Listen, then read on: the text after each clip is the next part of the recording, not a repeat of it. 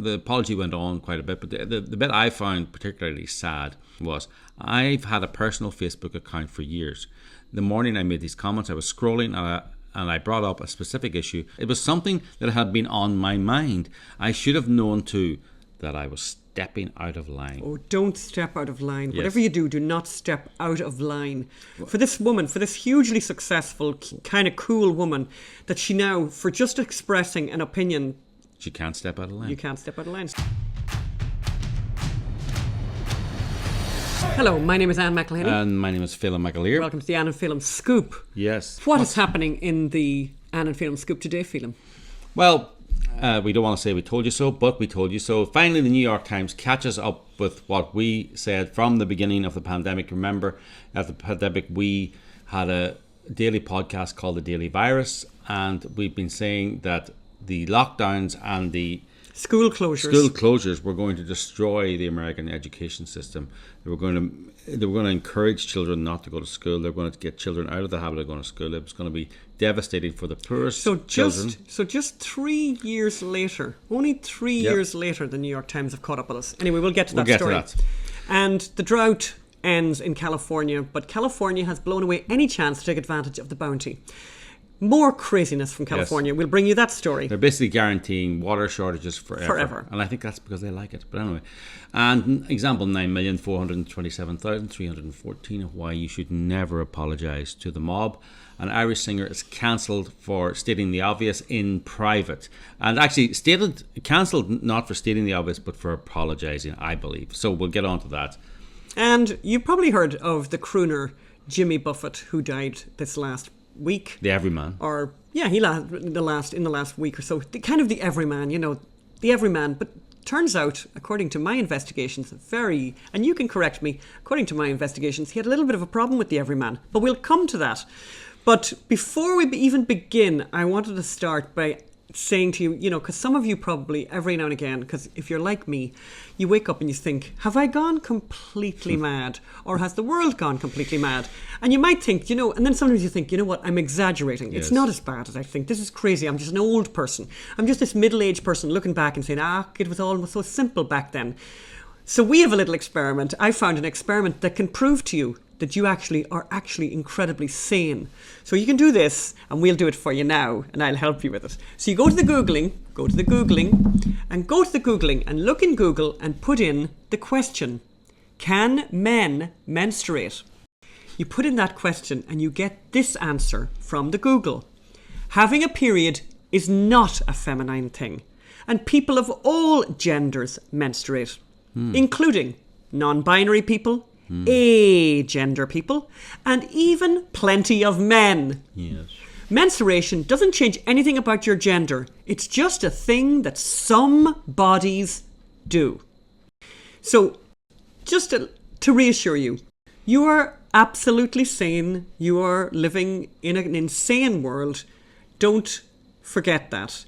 And be rest assured that this is the crazy world you're living in. By the way, you should Google other things, and if you find other crazy questions, you could ask the Googles and send us in the answers. We'd love to hear from them. By the way, didn't Picasso have a blue period? Ha ha ha ha. Okay, Phelim, we're going to go on with the show now. So, first of all, Anne, it gives you no pleasure, but... It gives me no pleasure but to say... we were right all along. Yes. Sorry about that, but we were right all along. And particularly it gives me no pleasure to say, New York Times, you've just reported on a story that we reported on 3 years ago. 3 years ago, but that you seem to not be capable of discovering 3 years ago. So the New York Times have breathlessly written this past week about the devastation that school closures have wrought on young people, particularly with the rise in absenteeism, which is at a level that is just insane. The worst part of this New York Times story, right, Phelim? I think the worst part of this New York Times story... That's a tough competition. Always very hard to do that with a New York Times story. But I think the worst part of this New York Times story is the fact that chronic absenteeism among students in the schools that had the most school closures. Chronic absenteeism is at 25%. And chronic absenteeism is being absent from school for 3 to 3.5 weeks. Which, by the way, in school terms, I was a teacher back in the day. I know it's hard for you to believe that. I was. And what's amazing, though, is 3.5 weeks to you and I may not sound very long, but in a school curriculum, it can be really, really awful, because the thing that you really need to learn may well be being taught at that very time, and they don't necessarily have time to go back. So, you know, in that K through 12 period, people are learning to read, to write, they're learning arithmetic. It's vital that they turn up. I mean, the statistics are shocking. 10% of students K to 12 on any day are not in class. They're just missing. 10%. A quarter suffer from chronic absenteeism. And look, this was easily predicted, and even the New York Times, you know, they have to admit the reason. The biggest reason for the rise seems to be simply that students have fallen out of the habit of going to school every day. Like, I remember it was a big thing before the pandemic not to have your child in school. In Britain, you could get fined for taking your child out of school unnecessarily to take advantage of a cheap holiday or whatever. Like, you would get fined, and if you didn't pay the fine, you went to prison. The biggest reason for the rise seems to be students have fallen out of the habit of going to school every day. Consistent with this theory is the fact that absenteeism has risen more in states where schools remained closed for longer during the pandemic, like California and New Mexico and Washington, D.C. And, you know, look, if the state doesn't take schooling seriously, if teachers don't take schooling seriously, if teachers are lobbying to close classes, to close schools, then why would parents and why would students take education seriously? And the other thing that's really awful in this story, of course, which I think many of you will predict, and it's exactly what we said, as I said, back in October 2020, we said this, and actually I think we also said it even before that, but that's, you know, basically 3 years ago we said this, is the fact that the negative impact of this absenteeism is most felt by low-income people, by people who are impoverished. And the connection between education and poor educational outcomes and chronic poverty and crime has been well established for a very long time, and crime. And by the way, no one, absolutely no one, knows more about that than teachers and teachers' unions. And these are the people who insisted on the school closures, knowing that the poorest among us would be the most deprived. And the reason why, by the way, I mean, most of you know this, it's very obvious. The reason why rich people are not as badly affected is rich people can afford to make alternative arrangements. Yes. Rich people will get a tutor into the house. Rich people probably can afford to have one of the family members stay at home and not go out to work, maybe even have both in the house. And by the way, during the pandemic, as 𝘼𝙣𝙤 of the Barrington Declaration, Dr. 𝘼𝙣𝙤 to you, said, he called them the laptop class. So the people who got to stay at home with their laptops in their beautiful homes, and they kind of enjoyed COVID. It was kind of lovely, and they were there with the kids and all that, and they were sort of home teaching and homeschooling. So rich people's children were not very badly adversely affected as much as people who are poor, and that continues. I think the lesson is if you can afford to homeschool, if you can't afford to homeschool, run for election for the school board.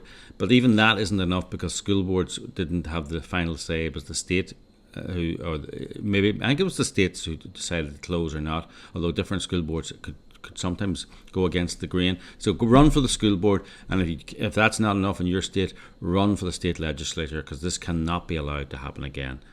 And another fabulous story. I think this one now is from the Los Angeles Times, and the headline runs, California no longer in drought after tropical storm Hillary. Most of California is drought-free after the storm dumped 2.6 inches of rain. And by the way, we're recording this podcast in Ireland, where we laugh in Ireland in the face of 2.6 inches of rain. Yeah. That's called Tuesday afternoon. No, it's not 2.6. 2 to 6. 2 to 6 inches of rain. Yes, that's called Tuesday. It's called Tuesday here. But anyway, big fuss in California. But they can say for right now that the drought is over in California. However, this is the really important part of the story, poor infrastructure prevented the state from capturing enough rainwater to hedge against another drought. So this is very, very interesting. And there's a couple of statistics that we want you to bring to a conscious level, and we're going to put them up on screen because we think they're really important and extraordinary. And here's the first one. California's urban areas. And this is according, by the way, to the Pacific Institute, who are fake news people. Basically, they would be wanting to downplay this as much as possible. These are people, the head of this organization, faked their ID to try and expose the Heartland Institute's founders. He wasn't prosecuted for it. He should be. But anyway, the Pacific Institute. So imagine these statistics are probably worse than this. But go ahead, Anne. Or stronger than this, if you like. Yes. Yeah, California's urban areas let between 770,000 and 3.9 million acre feet of water spill away annually, depending on how dry or wet the year is. Yeah. So in a bad year, like for example this year when it rained for 6 months, we'll never really get over it. We'll be suffering from post-traumatic rain disorder for almost ever, because we went to California, Phil, and we were paying these extraordinary taxes, but we were guaranteed that the sun would shine all the time, and then the sun didn't shine for 6 months. We'll never get over it. Anyway, so this year there was an enormous amount of rain. Yes. 3.9 million acre feet of water at least was allowed to fall, and they let it run into the ocean. Now, you see... There's good news on, though. Is there good news, Phil? Yeah. 3.2... According to Art Castro, a watershed manager for LA's Department of Water and Grace, told the journalist they captured 3.2 billion gallons from Hurricane Hilary's downpour. That sounds like a lot of water. That's a lot of water. Like 3.2 billion gallons. How much water is that on? Tell us. It's a lot of water, Phil. That would keep nearly everybody going for a while. No, it's actually a year's worth of water for 40,000 households. There are 40 million people in California. There are 15 million people in Los Angeles. This would keep... 40,000. It's called a drop in the bucket. I think that's where the drop in the bucket comes from. Drop in the ocean. So it's amazing, you see, if only California was really, really rich, if only California, for example, had loads and loads of really technologically advanced kind of people and smart people, if only... So California does have all of that, yet California is spending all of its time, all of its energy, all of its intelligence working out people's pronouns, even though that is obviously easily worked out by the naked eye and by the simple intelligence of any normal person. However, this is what they're spending their money on. And they're removing dams. So the way to capture that is to build dams and reservoirs. But the movement now is to remove dams, is to destroy dams in California. That's what the environmental movement, that is what the legislator is pushing. So what you all the money just goes... In fact, it goes out to the ocean through drains and picks up all dirt and crap. And so once it rains in Los Angeles, you can't swim in Venice Beach for days and days afterwards because it's polluted by the runoff. So the runoff would end the water shortage. It's not a drought, it's a water shortage. And B, stop polluting the ocean. Climate emergency is the new pandemic. This is what they want. They want this to go on forever. They want a climate emergency. They want to say that everything is catastrophic, where the truth is that human ingenuity and human engineering can totally sort out California. All the water is running into the sea and they're doing nothing about it. And they've known about it forever and they still don't do anything about it because they love the catastrophe. They're all about the catastrophe. And they want to destroy dams and not build them. And that's what they California. want to do. That's where your tax dollars is going. So, as we said at the beginning, example number 5,346,972 reasons why you should not, or example of why you should not and never should and never will, please don't apologize to the mob. If you say what's on your mind, if you tell the truth, do not apologize, because they're not interested in getting to the truth. They're not interested in persuading you. They're interested in showing their power over you and crushing you. So, example, Roisin Murphy. She's an Irish-English songwriter and a singer. Very famous. Yes, she was the number two, or she was a part of a duet called Moloko, which was big in the 1990s, 2000s. She's gone solo. She's a grown up too, obviously. She's almost 50, I think. She's well known for her fashion, and her style. Electronic beats set her reputation for sporting avant-garde couture. It puts her into a place among fashion's elite. According to the Financial Times, her clothes amplify her personality. Exhibitionist, playful, eclectic, larger than life. So hey, So super cool, by the way. super cool. Basically, is all you need to know. So she was on her private Facebook page, and a news article, I believe, was posted, and she responded. To this, she said the following: puberty blockers are bleeped. Only she didn't use the word bleep; she used an Irish phrase. Strong language. Yes, private puberty blockers are bleeped. Absolutely desolate. Big pharma laughing all the way to the bank. Little mixed up kids are vulnerable and need to be protected. That's just true. Please don't call me a trans exclusionary radical feminist turf. Please don't keep using that word against women. So then there was the massive, from the tolerant people. Well, I think the first thing that happened, which is really kind of horrible, is somebody from her friend group took a screen grab of that and basically posted it online to the world. Yeah. And then the mob arrived. And they really arrived. They bullied, they harassed her, they threatened her. She has an album coming out called Hit Parade. And so she made a big mistake. She apologised, and it was a grovelling. It was an abject apology. I cannot apologise enough for being the reason for this eruption of damaging and potentially dangerous social media fire and brimstone.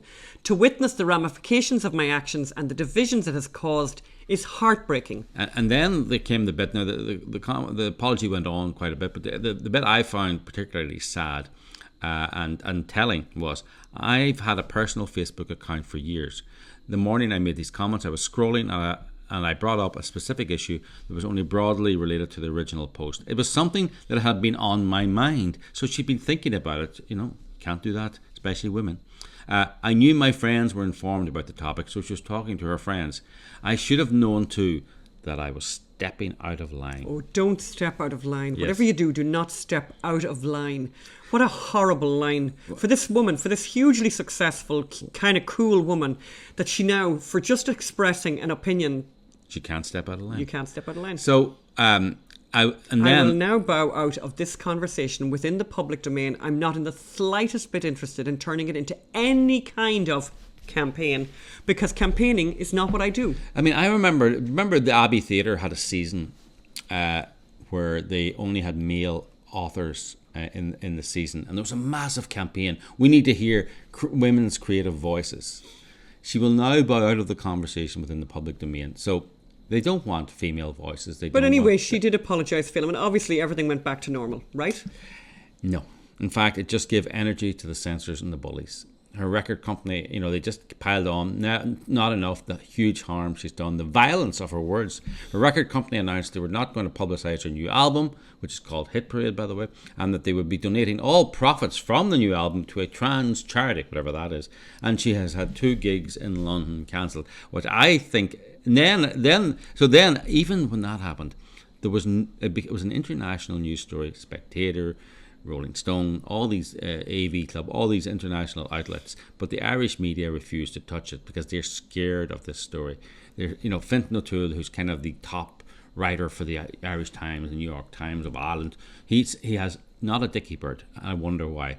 Amazing. By the way, so the Fintan O'Toole, who is like, a Paul Krugman of the Irish Times, a feminist. He's such a radical thinker, and he's such an interesting thinker, such a fresh thinker. So this massive maelstrom is happening all around him, and he's in the perfect place to write about this. But you know what he is? I'll tell you what he is. I'll call it to his face. He's a scaredy cat. He's a big scaredy cat to get involved and basically say what any rational person would say, that she has every right to express an opinion, whether you like it or not. It's not illegal anymore to express an opinion. However, it may not be illegal, but it's nearly illegal. By the way, it probably is illegal in certain jurisdictions, like in the UK, where this hate legislation is coming in. I think they want to make it illegal in Ireland. Unbelievable. The hate crime legislation. Horrible. But it became an internet. But the Irish media ignored it, and then it took another twist. So John Boyne, who you might know as an international best-selling author, I think his most famous book, he's Irish, his most famous book is The Boy in the Striped Pyjamas, which was made into a very multi-award winning movie. Yeah, so he then came forward, and I have to get this up. So this is kind of slightly convoluted story, but it's certainly worth checking this out. And by the way, if you're on Twitter, look at these two characters, John Boyne on Twitter. We'll find his Twitter handle and put it up on the screen here. And another character called Graham Linehan. We'll put up his Twitter handle, which is Glinner.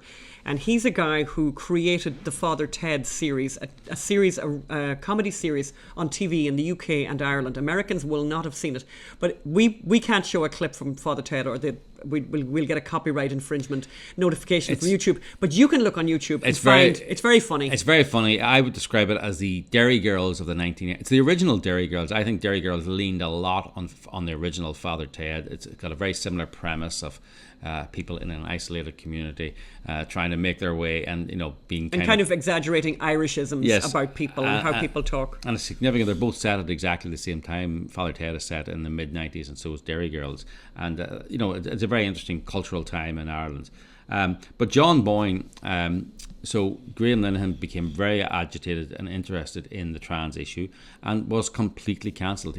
Sorry, just once again, Graham Linehan, who's the creator, one of the co-creators of this series called Father Ted. He also created a series called the IT Crowd.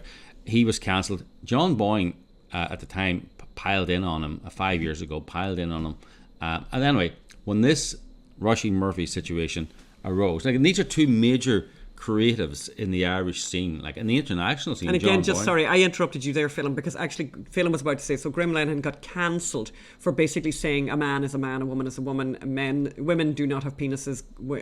This is it's ridiculous. Children should not be fed, and children should not be fed. Yeah, puberty blockers for and that this is medicalizing of perhaps mental issues. And this guy was huge. I mean, he was huge. He was most beloved comedy creator in the UK and Ireland for decades. They took the whole career off him, and they've impoverished him. So here's John Boyne.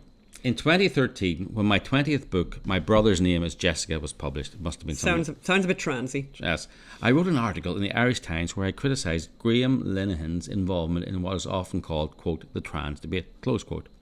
It's almost 5 years later, and during that time he's criticised me many times, and most recently in late August, when I supported the singer Rushing Murphy, as in recently, who was attacked for daring to suggest that vulnerable sexually confused children need to be protected. Brackets. I was a vulnerable sexually confused child once, so I appreciate the intervention.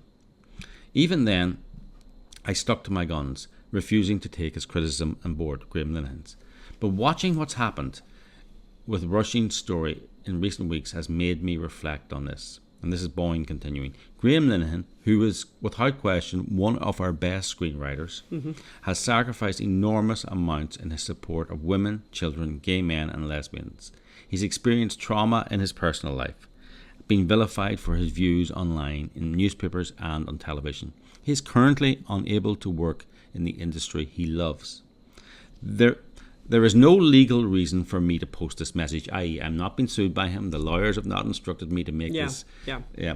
In fact, Graham will be as surprised by its appearance as anyone.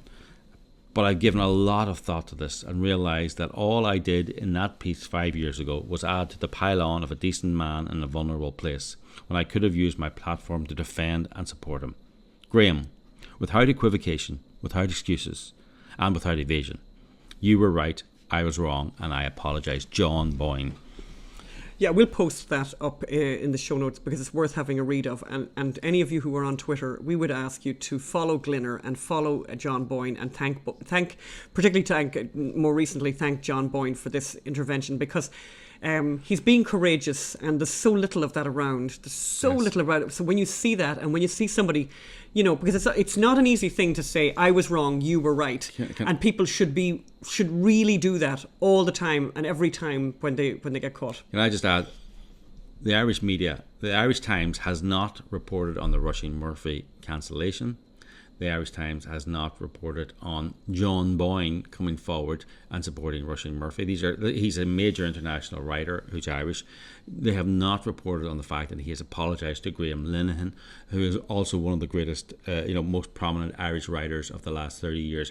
They've just stepped out of this story because they do not want to get involved, because they know the truth and therefore they are not prepared to say the truth. As a friend of ours said about people like Fintan O'Toole, their role in life is to bayonet the wounded, and they are afraid to bayonet up because they know what comes from that. And you know that recently we had the play in London highlighting these trans issues, and Graham Lennon was in the audience, and we were very grateful that he showed up, because he's a wonderful person, a wonderful addition, and he's brave, and there's so little of that around. Yeah. So we're coming to the end of the show, and a little light music. A little light music at the end, yeah. So you probably know, because I think the whole world know, that Jimmy Buffett died, and I think Americans really know who Jimmy Buffett was more than us now. But once we started listening to his music and reminding ourselves, we know exactly who he is. Yeah. And so I just there was one little aspect of the stories about Jimmy Buffett that struck me as peculiar, let's say. So here's a man who apparently, according to everything I've read, is probably one of the richest musicians ever. Kind of extraordinary, right? Or one of the of our time, with a personal worth of over 2 billion with a B, as they say. And how did he make the money? Not all of it made from music, by the way. Not all of it made. Now, his music was all about, I had a few drinks and then I fell asleep and I had a shrimp and maybe I didn't have a shrimp and then I went fishing and then I got back in the boat and then I didn't get back. And I'm a bit of a loser. And I'm a bit of a loser, and I'm kind of an everyman. I slightly smell, basically.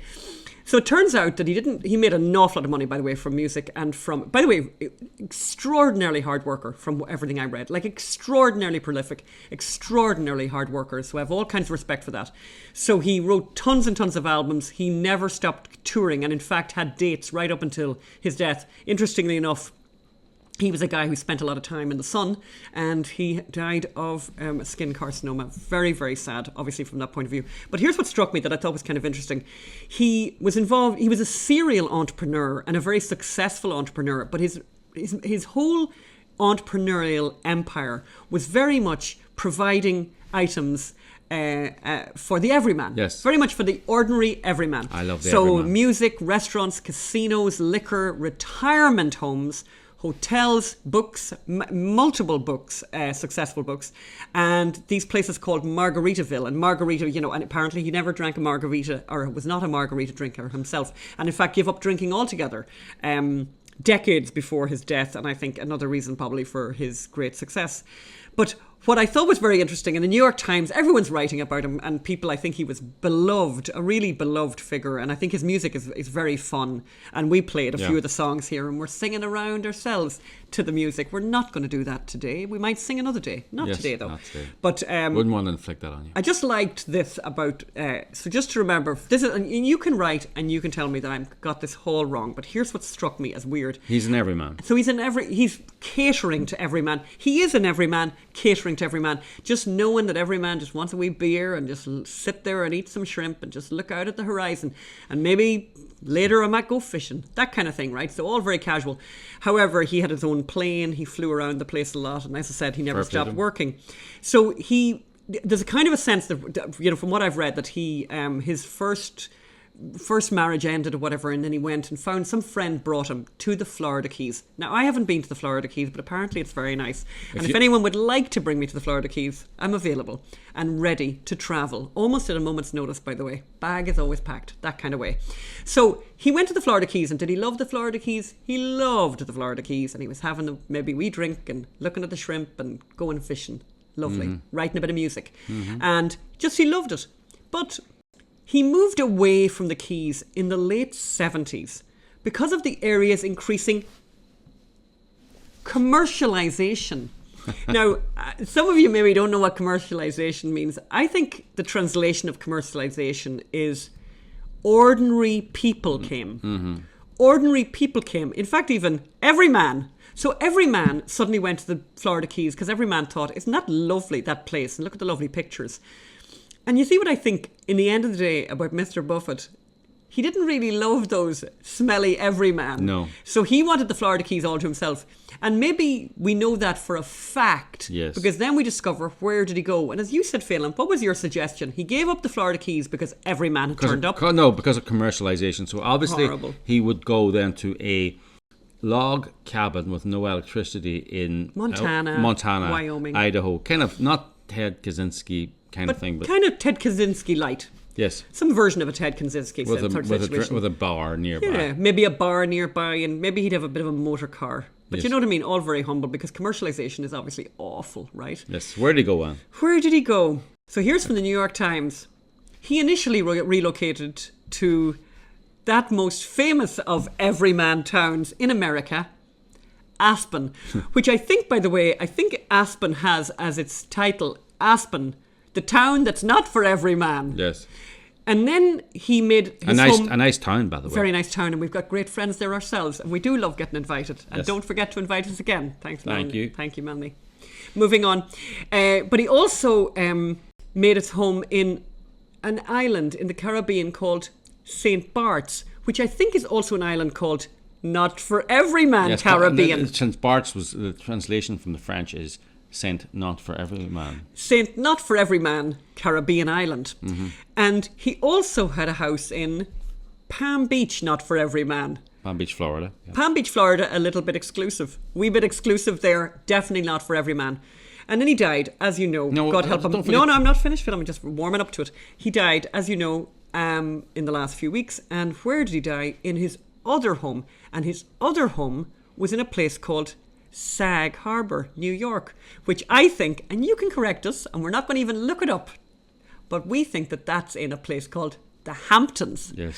And again, I think I think the reason people like to go to the Hamptons is they're not going to meet every man. Yes. So I just think it's an interesting thing, and it maybe made me a little bit not like Mr. Buffett as much as I liked him at the beginning, because I thought he made his money pretending to be just the everyman. I just want to hang out with the boys and have a couple of beers and spit in the corner and talk nonsense and then eat some shrimp and then go fishing type of thing. Them. No, he kind of despised them, and actually he was an incredibly industrious, very productive, highly successful businessman who also sang and was very successful at that as well. And when he had any spare time, the last thing he wanted was to be with every man. Yes. So that's it now. That's a little bit. Oh, and I think you had a question. Which party would he support then? Would he? Because he's obviously really rich, really $2 billion, and obviously really he must be an industrialist. He must be one of those hard-headed Republicans, because everyone knows that the really rich people are Republicans. No, funny enough, no. He's a Democrat, and long-standing Democrat, and actually did singing songs for Hillary Clinton and singing songs for Bill Clinton and all those people, and helped them get elected. So that's who Jimmy Buffett was. But I just thought how extraordinary, and apparently, as I said, didn't drink margarita despite creating an absolutely billion-dollar mega business called, based on a kind of a theme of Margaritaville. Anyway, that's enough of that for this week. Keep in touch. Oh, I want one more thing. Thank you, everyone who wrote. And we asked the question last week about how people felt about photographs. Photographs of aborted babies and isn't that it? I was going to keep it more vague. I think everyone knows what we're talking about. So photographs being used in the conversation about abortion and the power of photographs and whether photographs should be used. And I know it's something very sensitive to people, but I heard you. I've seen your messages, and just let you know that keep watching this space, which does allow me to segue beautifully into the fact that we are a 501c3. We are a charity. We are completely dependent on your donations to keep this ship afloat. Do you like that? Given we just did Jimmy Buffett. And we really need your help, by the way. We have a very generous donor who has donated $25,000, which we can match, and if you can help us do that. And we would really ask you to pony up, because we literally do what no one else is doing on the conservative side. We do podcasts. We are using the arts. Podcasts, plays, photographic exhibitions. Let's say. Yes. Movies. We made the Gosling movie, Mice and Hunter movie. And even comedy. And even comedy. And maybe we should close out the show with a little bit of comedy from my very first stand-up routine, which, in fairness, seeing as we started the show talking about COVID, maybe we'll end the show talking a bit about COVID. Take it away there, Anne McElhinney. See you next week. Bye. Bye. One of the things with the pandemic is that I'm now prepared for the next time. Because the next time I'm going to get good arms. You know what I mean? You know, at the beginning when you think, I'll get arms. You know, girls, you know how do you... Yeah, I didn't do that this time. The other thing that I worked out about the pandemic is that there are two types of people in the world. So there are people who want to lick doorknobs in Wuhan. And then there are those people. So, and you just never know. Like, that's almost the worst thing, is you actually really don't know. You go and see a friend and you don't know. And then you arrive and you find out, you know, it's really scary. Do you know that feeling? You know, you go to see someone, you haven't seen them for ages, and you're thinking... Anyway, I'll be honest with you, I've been to a lot of super spreader events this year.